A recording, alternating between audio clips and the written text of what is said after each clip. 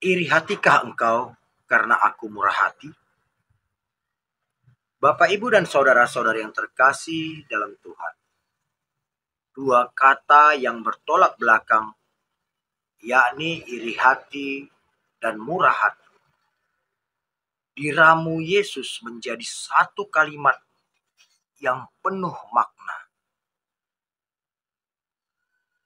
Logika cinta manusia memang sangat berbeda dengan logika cinta Allah. Banyak teori keadilan yang diajarkan kepada kita. Tapi apakah kita sudah dapat memahami arti keadilan yang sesungguhnya? Mungkin kita dapat memahami arti keadilan yang sesungguhnya. Tapi apakah kita sanggup menerima keadilan itu? Bahkan orang yang mengajarkan keadilan pun tak mau atau tak sanggup melakukan atau menerima suatu keadilan. Dalam Injil hari ini, Yesus memberi perumpamaan tentang seorang tuan pemilik kebun anggur yang mencari pekerja-pekerja untuk kebun anggurnya. Mulai dari yang pagi-pagi benar, dan mereka sepakat dengan upah 1 dinar 1 hari, sampai pada pekerja yang masuk pada pukul 5 sore, dan mereka tidak membuat kesepakatan upah.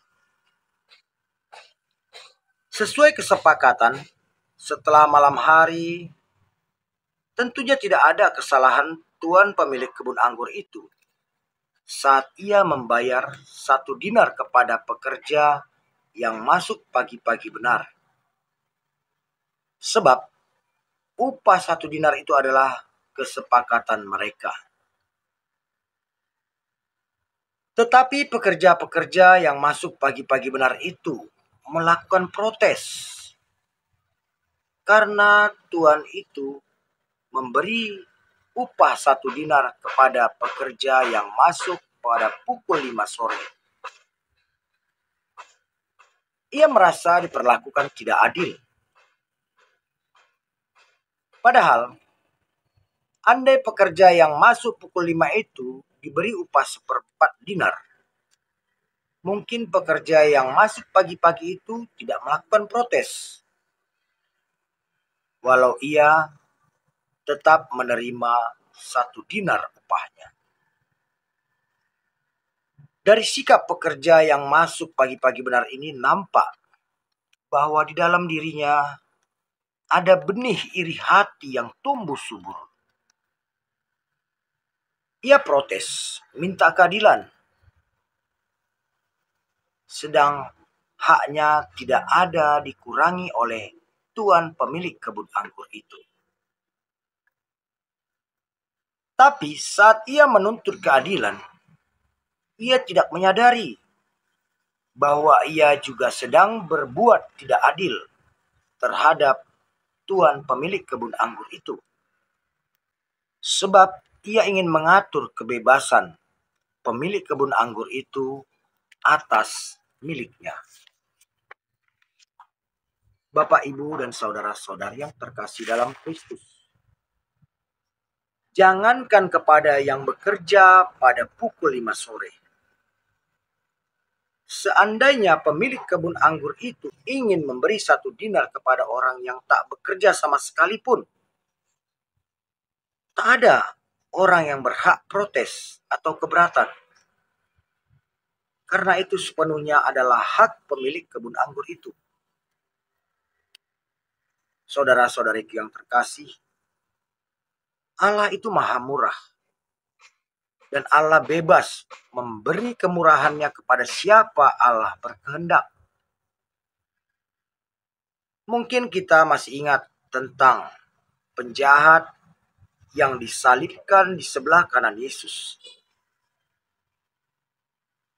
Walau ia seorang penjahat, namun pertobatan di detik-detik menjelang kematiannya, Yesus menganugerahkan Firdaus kepadanya. Dan murid-murid Yesus yang sehari-hari bersama Yesus tidak berhak untuk protes atas belas kasih Yesus itu.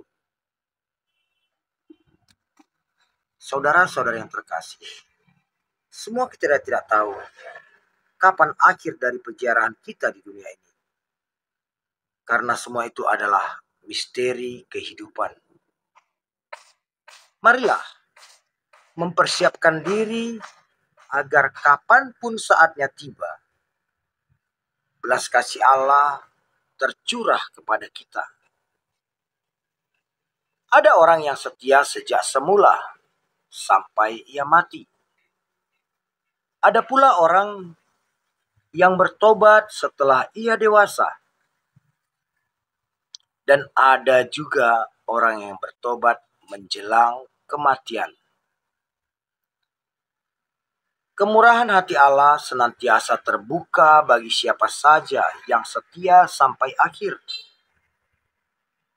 Kita tidak berhak iri hati atas kemurahan hati Allah.